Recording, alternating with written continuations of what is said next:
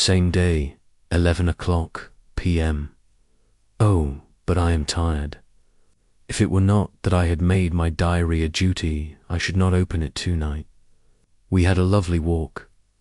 Lucy, after a while, was in gay spirits, owing, I think, to some dear cows who came nosing towards us in a field close to the lighthouse, and frightened the wits out of us. I believe we forgot everything except, of course, personal fear, and it seemed to wipe the slate clean and give us a fresh start. We had a capital severe tea at Robin Hood's Bay in a sweet little old-fashioned inn, with a bow window right over the seaweed-covered rocks of the Strand. I believe we should have shocked the new woman with our appetites. Men are more tolerant, bless them. Then we walked home with some, or rather many, stoppages to rest, and with our hearts full of a constant dread of wild bulls. Lucy was really tired, and we intended to creep off to bed as soon as we could. The young curate came in, however, and Mrs. Westenra asked him to stay for supper. Lucy and I had both a fight for it with the dusty miller. I know it was a hard fight on my part, and I am quite heroic. I think that some day the bishops must get together and see about breeding up a new class of curates who don't take supper, no matter how they may be pressed to, and who will know when girls are tired. Lucy is asleep and breathing softly. She has more colour in her cheeks than usual, and looks, oh, so sweet. If Mr. Holmwood fell in love with her, seeing her only in the drawing-room, I wonder what he would say if he saw her now. Some of the new women writers will some day start an idea that men and women should be allowed to see each other asleep before proposing or accepting. But I suppose the new woman won't condescend in future to accept. She will do the proposing herself, and a nice job she will make of it, too. There's some consolation in that. I am so happy tonight, because dear Lucy seems better. I really believe she has turned the corner, and that we are over her troubles with dreaming. I should be quite happy if I only knew if Jonathan... God bless and keep him. The 11th of August, 3 a.m. Diaring again. No sleep now, so I may as well write. I am too agitated to sleep. We have had such an adventure, such an agonizing experience. I fell asleep as soon as I had closed my diary... Suddenly I became broad awake and sat up with a horrible sense of fear upon me, and of some feeling of emptiness around me. The room was dark, so I could not see Lucy's bed. I stole across and felt for her. The bed was empty. I lit a match and found that she was not in the room. The door was shut, but not locked, as I had left it. I feared to wake her mother, who has been more than usually ill lately, so threw on some clothes and got ready to look for her. As I was leaving the room, it struck me that the clothes she wore might give me some clue to her dreaming intention. Dressing gown would mean house, dress, outside. Dressing gown and dress were both in their places. Thank God, I said to myself, she cannot be far, as she is only in her nightdress. I ran downstairs and looked in the sitting room. Not there. Then I looked in all the other open rooms of the house, with an ever-growing fear chilling my heart. Finally, I came to the hall door and found it open. It was not wide open, but the catch of the lock had not caught. The people of the house are careful to lock the door every night, so I feared that Lucy must have gone out as she was. There was no time to think of what might happen. A vague, overmastering fear obscured all details. I took a big, heavy shawl and ran out. The clock was striking 1 as I was in the crescent, and there was not a soul in sight. I ran along the north terrace, but could see no sign of the white figure which I expected. At the edge of the west cliff above the pier, I looked across the harbour to the east cliff, in the hope or fear I don't know which of seeing Lucy in our favourite seat. There was a bright full moon, with heavy black, driving clouds, which threw the whole scene into a fleeting diorama of light and shade as they sailed across. For a moment or two I could see nothing, as the shadow of a cloud obscured St. Mary's Church and all around it. Then as the cloud passed, I could see the ruins of the abbey coming into view, and as the edge of a narrow band of light as sharp as a sword cut moved along, the church and the churchyard became gradually visible. Whatever my expectation was, it was not disappointed, for there, on our favourite seat, the silver light of the moon struck a half-reclining figure, snowy white. The coming of the cloud was too quick for me to see much, for shadows shut down on light almost immediately. But it seemed to me as though something dark stood behind the seat where the white figure shone, and bent over it. What it was, whether man or beast, I could not tell. I did not wait to catch another glance, but flew down the steep steps to the pier and along by the fish market to the bridge, which was the only way to reach the east cliff. The town seemed as dead, for not a soul did I see. I rejoiced that it was so, for I wanted no witness of poor Lucy's condition. The time and distance seemed endless, and my knees trembled and my breath came laboured as I toiled up the endless steps to the abbey. I must have gone fast, and yet it seemed to me as if my feet were weighted with lead, and as though every joint in my body were rusty. When I got almost to the top, I could see the seat and the white figure, for I was now close enough to distinguish it even through the spells of shadow. There was undoubtedly something, long and black, bending over the half-reclining white figure. I called in fright, "Lucy, Lucy," and something raised a head, and from where I was I could see a white face and red, gleaming eyes. Lucy did not answer, and I ran on to the entrance of the churchyard. As I entered, the church was between me and the seat, and for a minute or so I lost sight of her.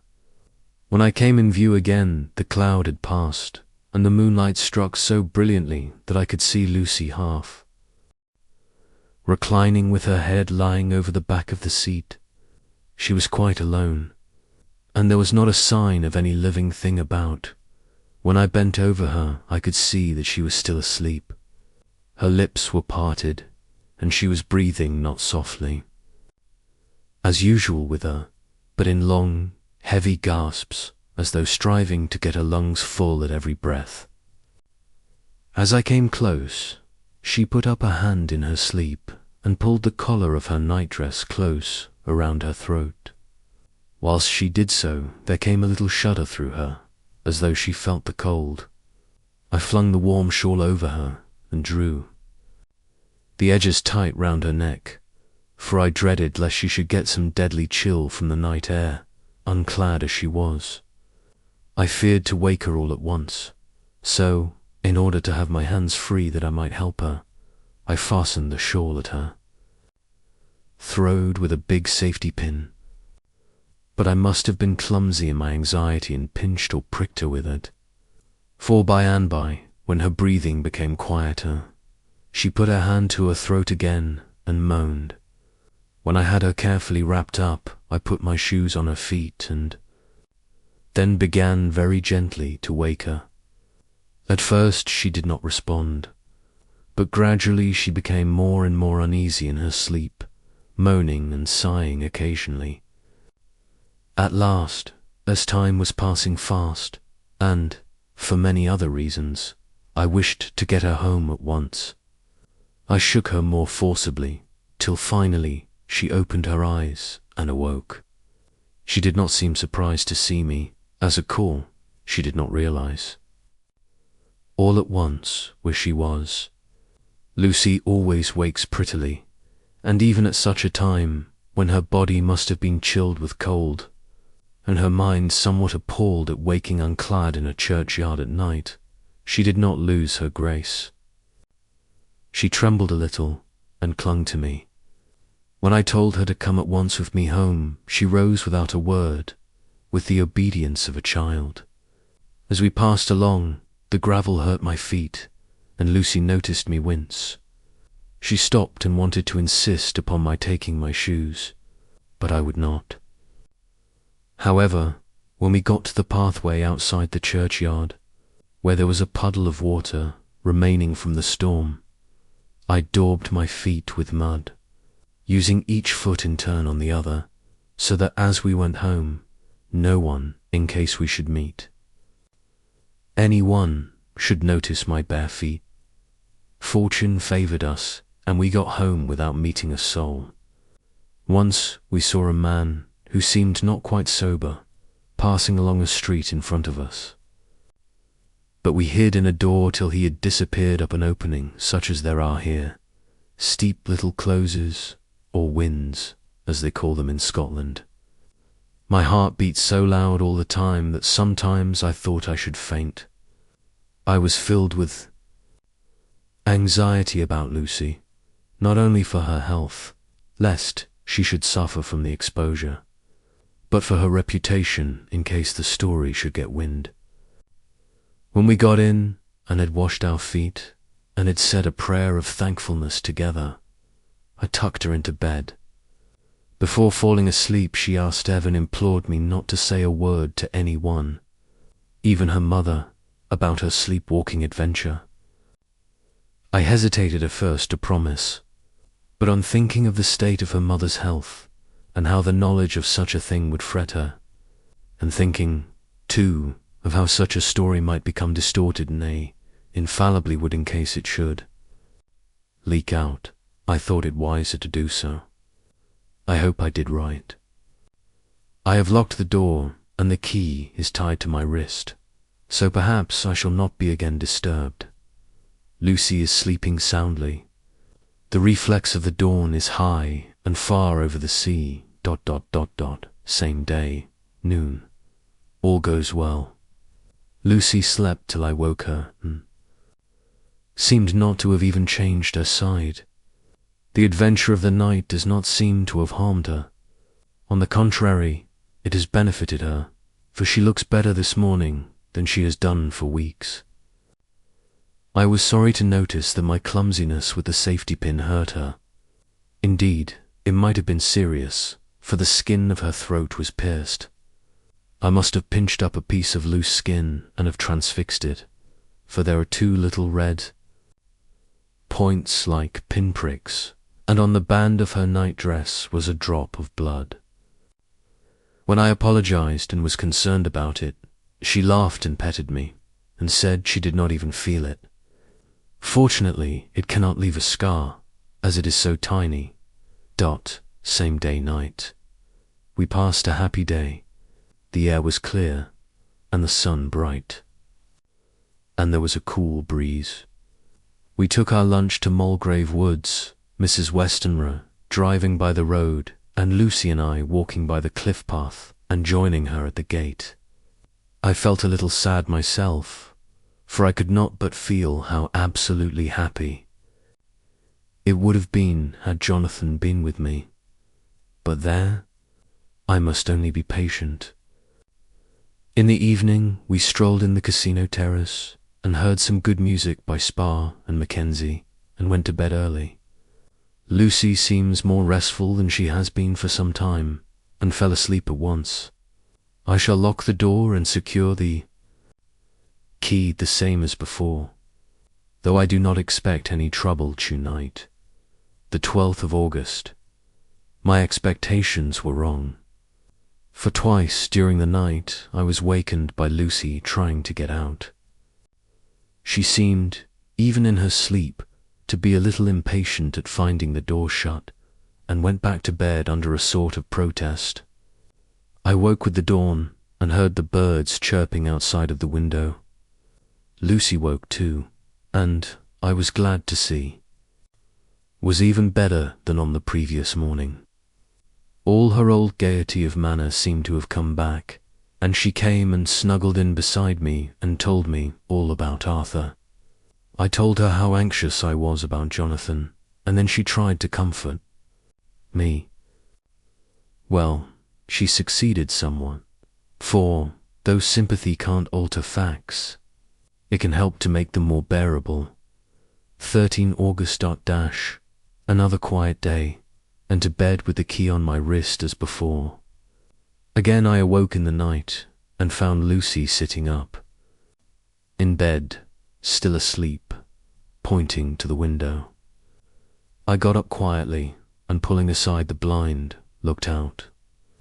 It was brilliant moonlight, and the soft effect of the light over the sea and sky merged together in one great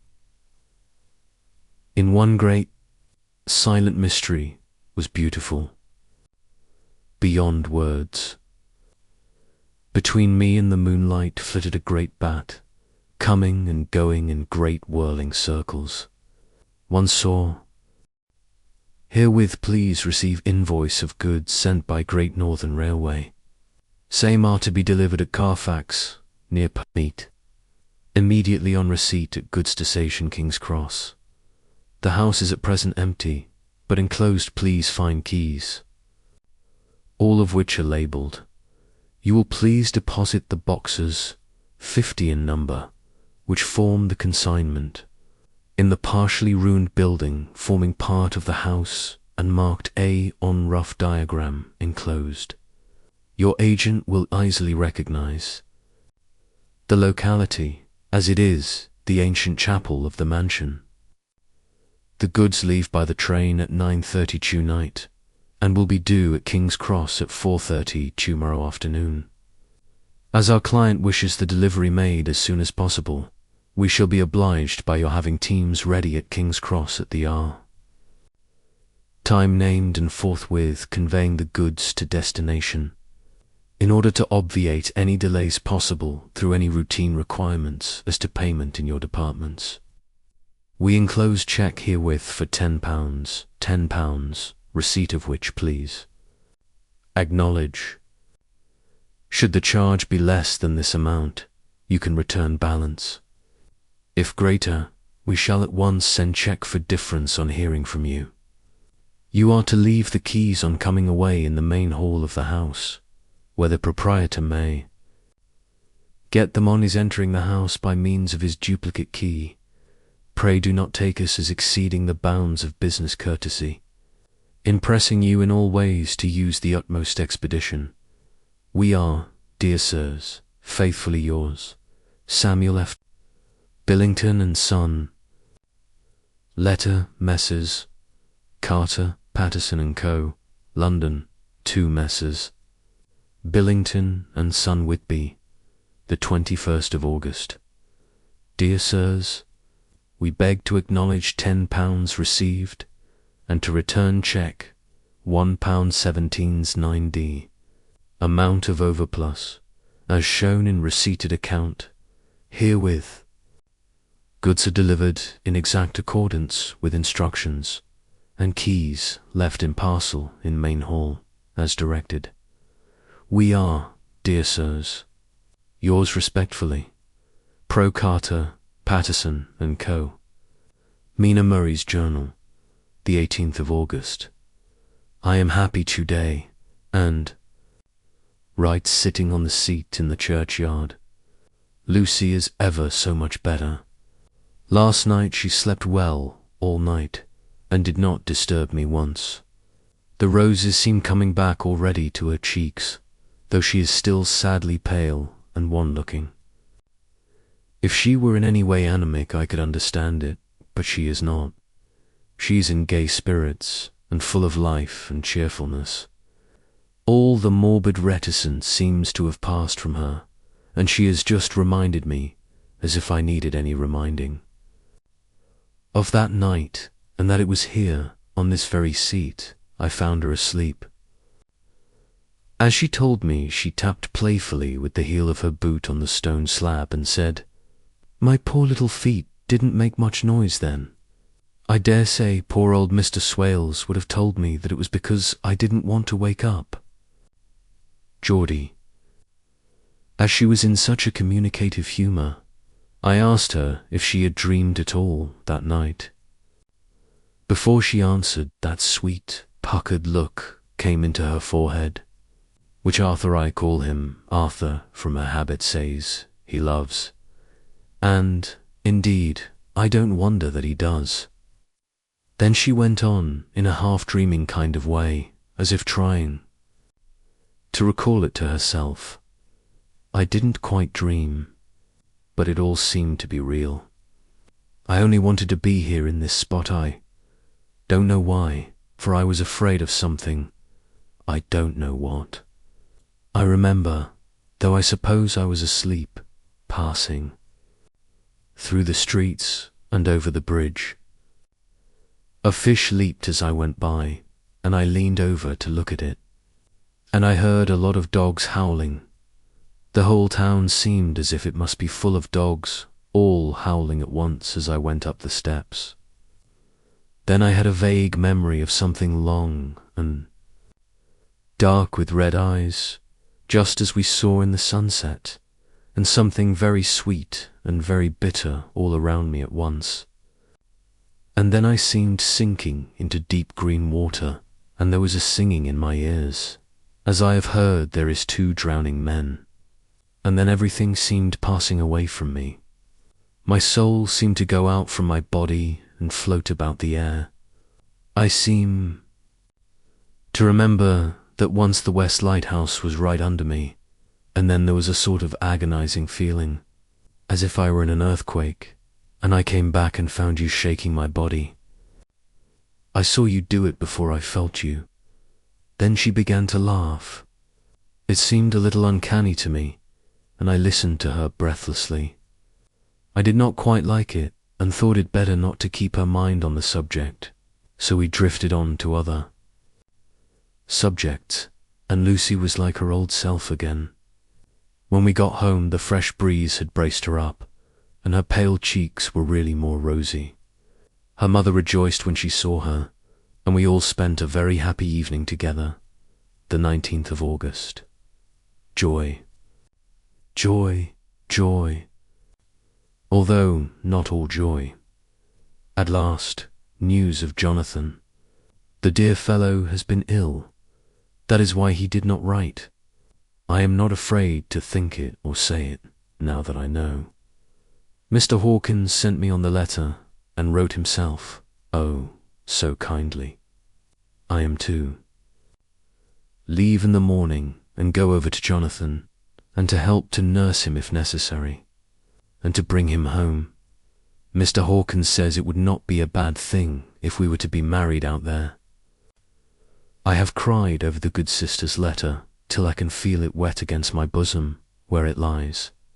It is of Jonathan, and must be next my heart, for he is in my heart. My journey is all mapped out, and my luggage ready. I am only taking one change of dress. Lucy will bring my trunk to London and keep it till I send for it may be that ... I must write no more. I must keep it to say too.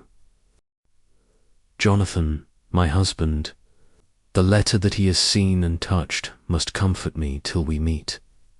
Letter, Sister Agatha, Hospital of St. Joseph and St. Mary, Budapest, to Miss Wilhelmina Murray, the 12th of August. Dear Madam, I write by desire of Mr. Jonathan Harker, who is himself not strong enough to write, though progressing well. Thanks to God and St. Joseph and St. Mary, he has been under our care for nearly 6 weeks, suffering from a violent brain fever. He wishes me to convey his love, and to say that by this post I write for him to Mr. Peter Hawkins, Exeter, to say, with his dutiful respects, that he is sorry for his delay, and that all of his work is completed. He will require some few weeks' rest in our sanatorium in the hills, but will then return.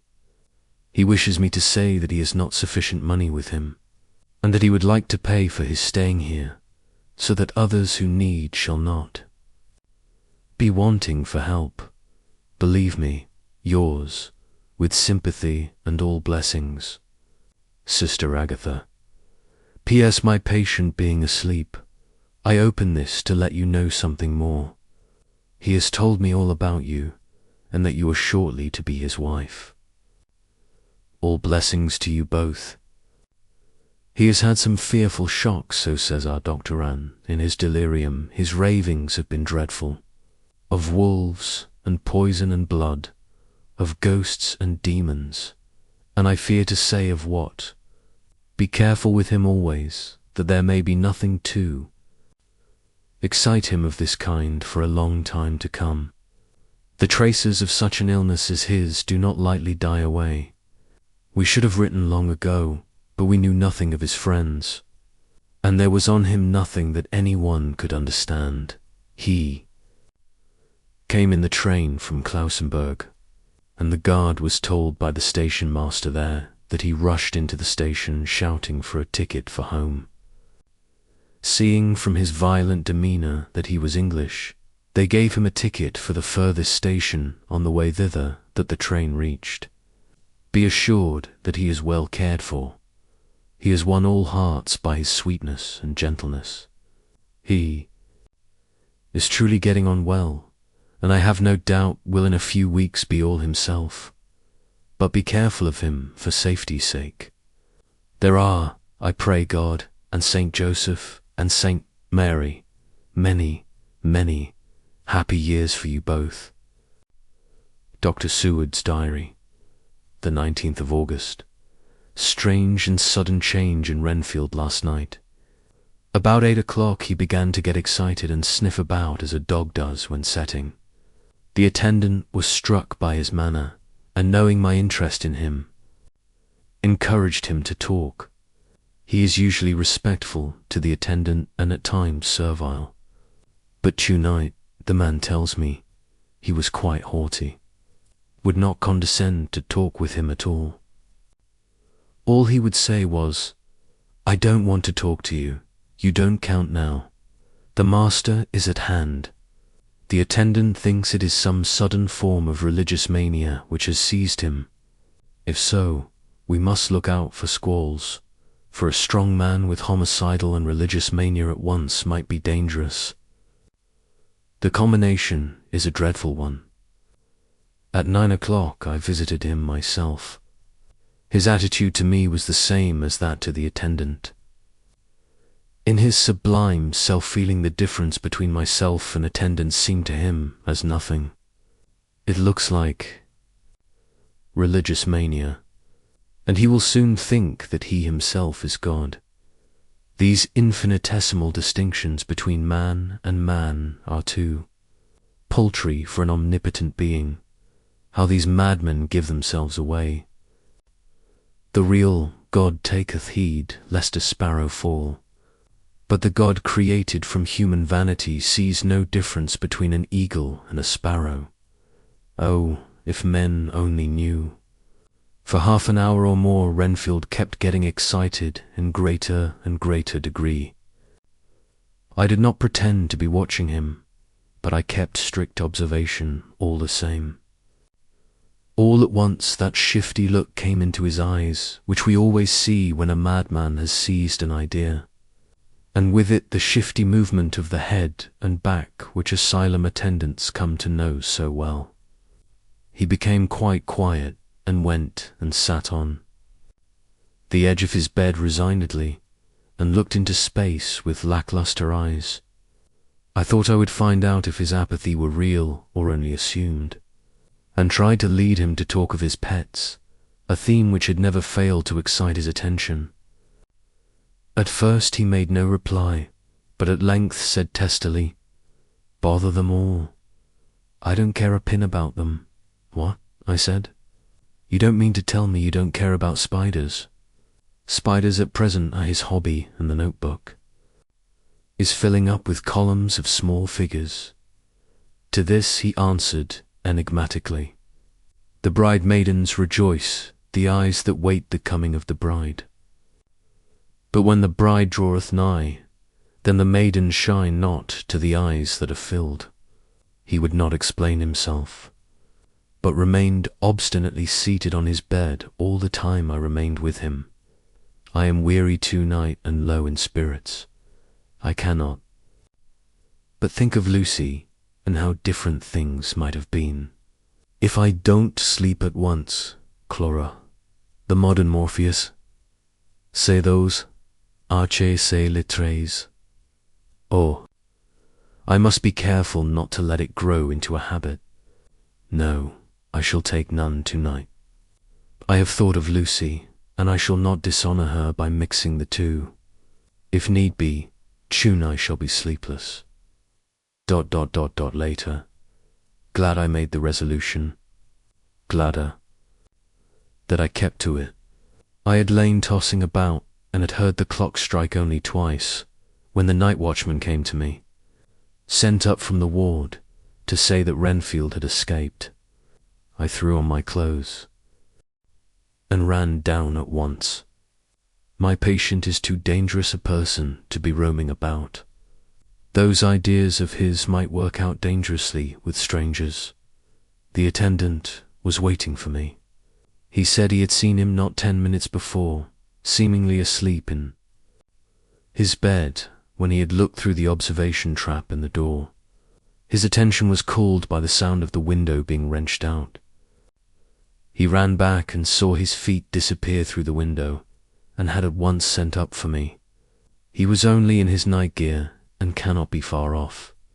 The attendant thought it would be more useful to watch where he should go than to follow him, as he might lose sight of him whilst getting out of the building by the door. He is a bulky man and couldn't get through the window.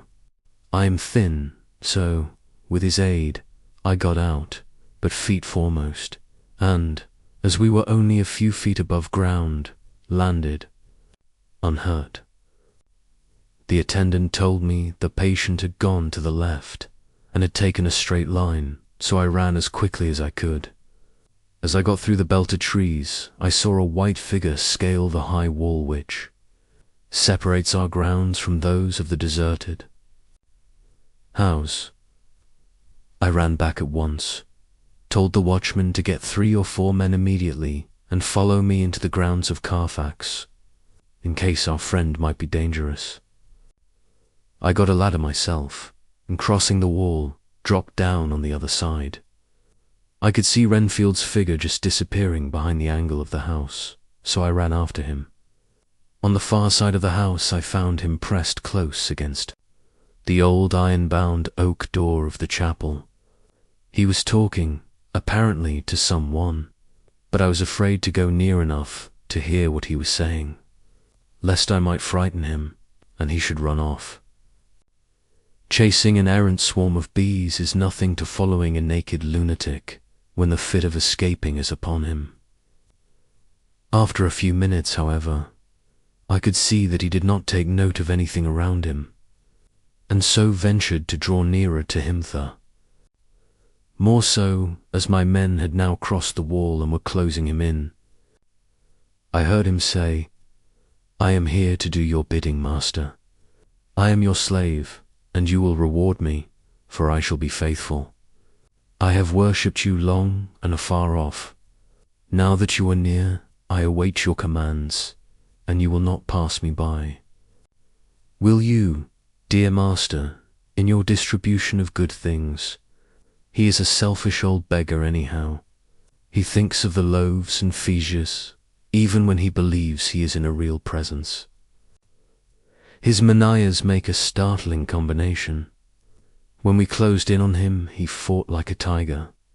He is immensely strong, for he was more like a wild beast than a man. I never saw a lunatic in such a paroxysm of rage before, and I hope I shall not again. It is a mercy that we have found out his strength and his danger in good time. With strength and determination like his, he might have done wild work before he was caged. He is safe now at any rate. Jack Sheppard himself couldn't get free from the strait waistcoat that keeps him restrained, and he's chained to the wall in the padded room. His cries are at times awful, but the silences that follow are more deadly still, for he means murder in every turn and movement. Just now he spoke coherent words for the first time. "I shall be patient, master. It is coming, coming, coming, so." I took the hint and came to. I was too excited to sleep, but this diary has quieted me, and I feel I shall get some sleep tonight.